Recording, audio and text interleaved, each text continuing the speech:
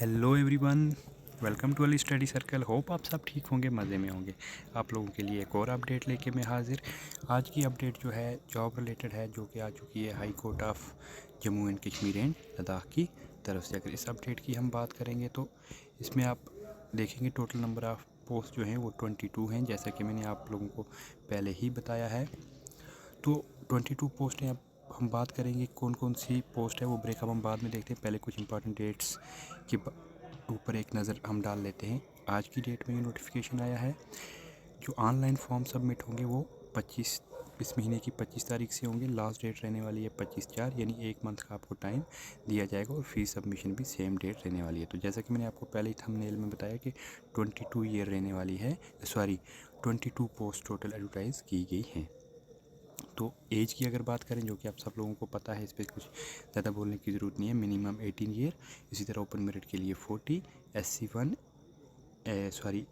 ST1 ST2 and RBA 43, physically handicapped के लिए 42, ex serviceman जो कि आर्मी, नेवी और एयरफोर्स से रिटायर होते हैं उनके लिए एक्स सर्विसमैन कोटा होता है। बाकी किसी भी आर्मड सर्विस के लिए नहीं होते। इनकी 48, और जो ऑलरेडी गवर्नमेंट एम्प्लॉई हैं उनके लिए यहाँ पे 40 दिया, यानी इनके लिए कोई भी एज रिलैक्सेशन नहीं है। ये एज इट इज़ UR के साथ रहेंगे।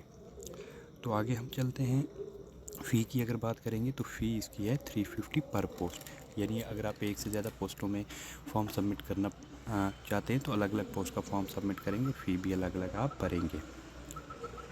इसके साथ ही अगर हम पोस्ट की बात करेंगे, यहाँ पे नीचे PDF में ब्रेकअप दिया हुआ है। रीडर की जो पोस्ट हैं, 4 पोस्ट हैं टोटल रीडर की, और ओपन मेरिट की 3 और SC की 1 पोस्ट। इसकी एलिजिबिलिटी की बात करेंगे, लॉ ग्रेजुएट होना चाहिए किसी भी यूनिवर्सिटी से जो इंडिया में है, ठीक है, और वो यूनिवर्सिटी रिकॉग्नाइज्ड होनी चाहिए बार काउंसिल ऑफ इंडिया के द्वारा। तो मोड ऑफ सिलेक्शन क्या रहेगा, इसका रिटन एग्ज़ाम रहेगा, उसके बाद आपका इंटरव्यू यानी वाइवा रहेगा, ठीक है।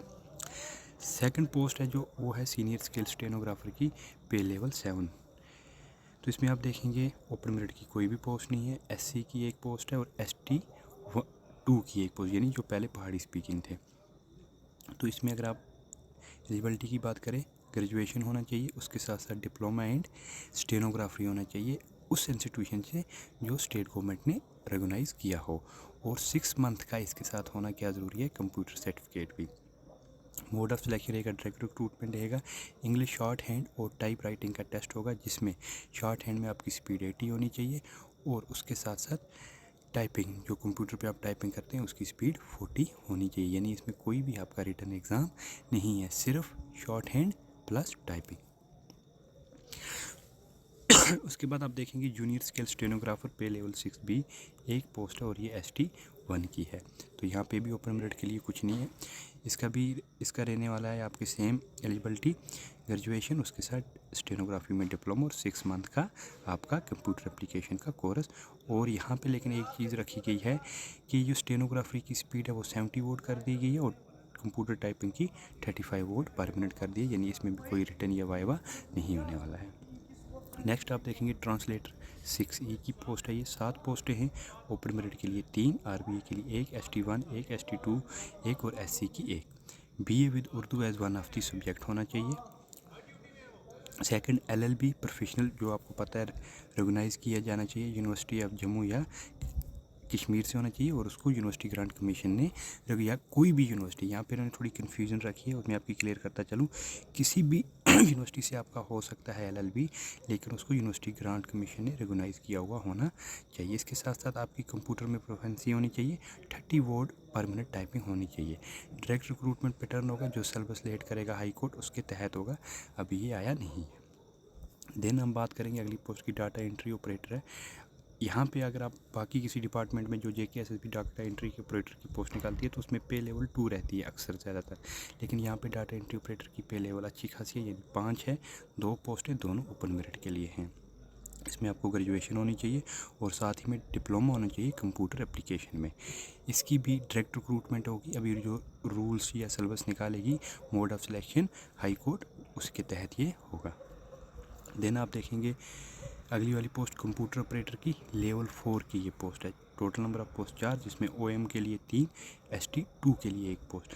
इसमें आपकी सिंपल ग्रेजुएशन होनी चाहिए किसी भी सब्जेक्ट में, उसके साथ साथ आपका डिप्लोमा होना चाहिए कंप्यूटर एप्लीकेशन में। या वो बच्चे जिन्होंने BCA किया तो उनको कंप्यूटर डिप्लोमा की ज़रूरत नहीं है। तो डायरेक्ट रिक्रूटमेंट होगी, जो भी सिलेबस सिलेक्ट करेगा। अभी इसके बारे में एम्बोगिटी है, कुछ हाई कोर्ट ने बताया नहीं है, रिटर्न होगा, वाइवा होगा, या सिर्फ रिटर्न होगा, या सिर्फ टाइपिंग टेस्ट होगा। तो जैसे ये थे टोटल नंबर ऑफ पोस्ट 22 जो हाई कोर्ट ने आपके लिए एडवर्टाइज़ किए हैं।